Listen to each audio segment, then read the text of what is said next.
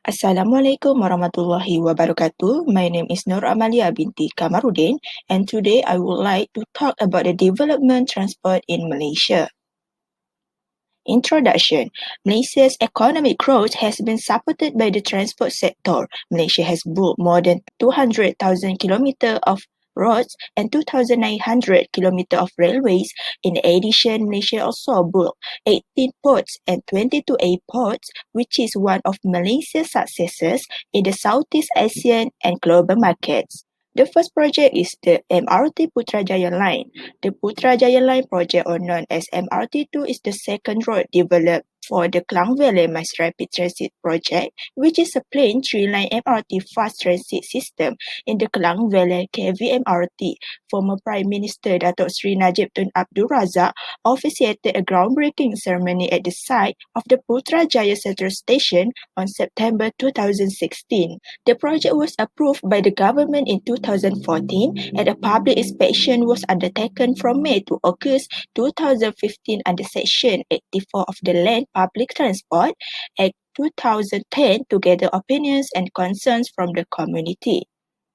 The objective project. The first is alleviate traffic congestion in Kuala Lumpur, provide benefit to residents from Kuasa Damansara to Putrajaya through the suburbs, make Kuala Lumpur and Putrajaya world-class cities, and improve Malaysia society's quality of life.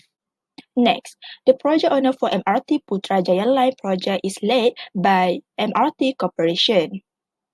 This is the alignment map of MRT Putrajaya Line. The Putrajaya Line, which reaches 57.7 km and includes 44.2 km of elevated tracks and 13.5 km of underground tunnels. The Putrajaya Line includes 36 stations, 27 of which are elevated and 9 of the others are underground. In addition, 4 stations are still in the works for the coming years. The line contains 10 interchange stations and connections to make it easier for passengers to move from the Putrajaya Line to the future rail line. The MRT also have the elevated line that contains 24 stations, including 3 stations that have been built part of the MRT Kajang line, and another 8 stations are underground, which also includes 1 station that has been completed as part of the MRT Kajang line. Next, the expenditure cost. The Putrajaya Line project has involved a cost of RM 39.35 billion. Costs were reduced by 39.35 billion to RM 30.53 billion. Next, the Rapid Transit System Link RTS Link. Rapid Transit System Link RTS Link is a 4-kilometer shuttle train with 2 stations located at Bukit Chaga, Johor Bahru, and Woodlands North in Singapore. Rapid Transit System Link will be advanced and prestigious light rail transit LRT system that will provide a high-capacity, efficient, and fast system. The Rapid Transit System Link is able to shorten the travel time between Johor to Singapore from more than an hour to 30 minutes. Furthermore, Rapid Transit System Link has custom immigration and quarantine CIQ facilities. The purpose of project.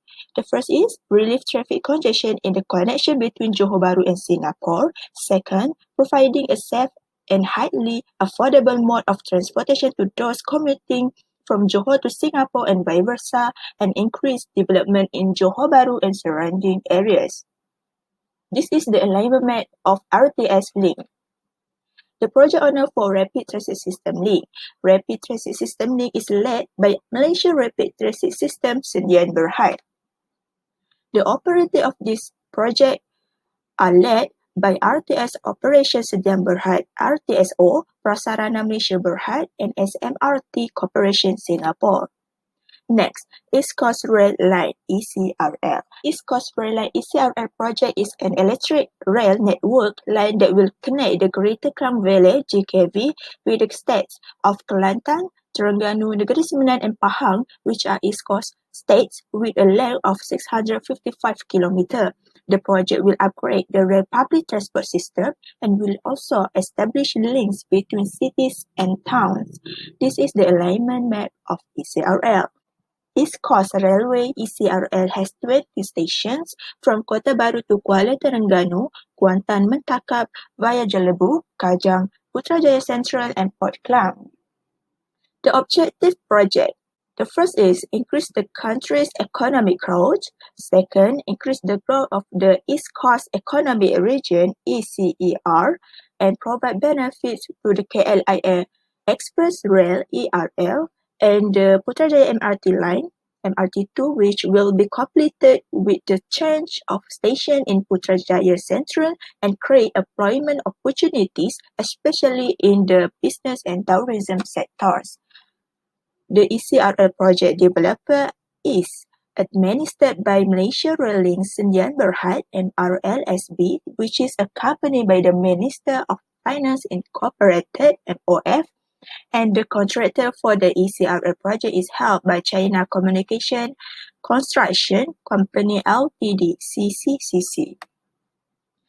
The construction cost of this project reached about Rm 66.78 billion. The construction cost of ECRL per kilometer was Rm 95.5 million before the agreement, while the cost was reduced to Rm 68.7 million per kilometer after the agreement was signed. Next, the light rail transit, LRT3. Light Rail Transit Line 3 (LRT) is a light rail between Bandar Utama and Johan Setia Klang, which will be completed in 2024. The development of this project is delivered in line with the Greater Kuala Lumpur GKL and Greater Klang Valley Western Public Transport Plan. LRT3 is an efficient, effective land public transport system believed to be able to increase socio-economic development in Malaysia. The LRT3 project is owned by Prasarana Malaysia Berhad (PMB), which is the driver of system transformation and transportation services in Malaysia. Apart from that, Prasarana also operates services covering three train networks, namely the LRT network, KL Monorail, and MRT line. The contractor for the LRT3 project was led by MRCB Josken Sdn Bhd (MRCBGK) to carry out the construction work on the light rail transit line project. This is the alignment map LRT3. The twin-track rail alignment is LRT3, which has about 37 kilometers, moving from Bandar Utama to Johan Setia. LRT3 has 26 stations with a transit time of 58 minutes. This line includes the Bandar Utama, Shah Alam, and Klang areas before stopping at the Johan Setia area. And the last project is Iskandar Malaysia Bus Rapid Transit. IMBRT is the Iskandar Malaysia Bus Rapid Transit System, which is a Johor Bahru public transport development project that will alleviate traffic congestion, increase economic growth, and reduce the living expenses of the community in Johor Bahru. Due to the population around Iskandar Malaysia, which will double in 2025 from 1.5 million people when IMBRT was established in 2006. Therefore, IMBRT is doing its best to provide transportation needs for the people of Iskandar Malaysia.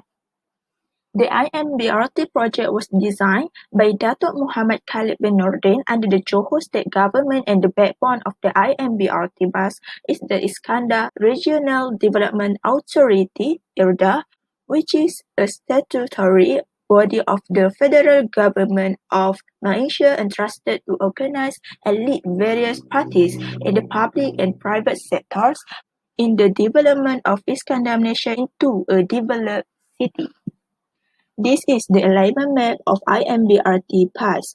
IMBRT buses will have a network of 2,051 kilometers, which is divided into three, namely 63 kilometers is the trunk line, 1,247 kilometers is a direct line, and 741 kilometers is a feeder line that involves different and wide roads. The main IMBRT bus routes are in the Iskandar Puteri, Skudai, and Tebrau areas with 33 stations and terminals to be built by the end of 2021. That's all from me, Nur Amalia binti Kamaruddin. Thank you.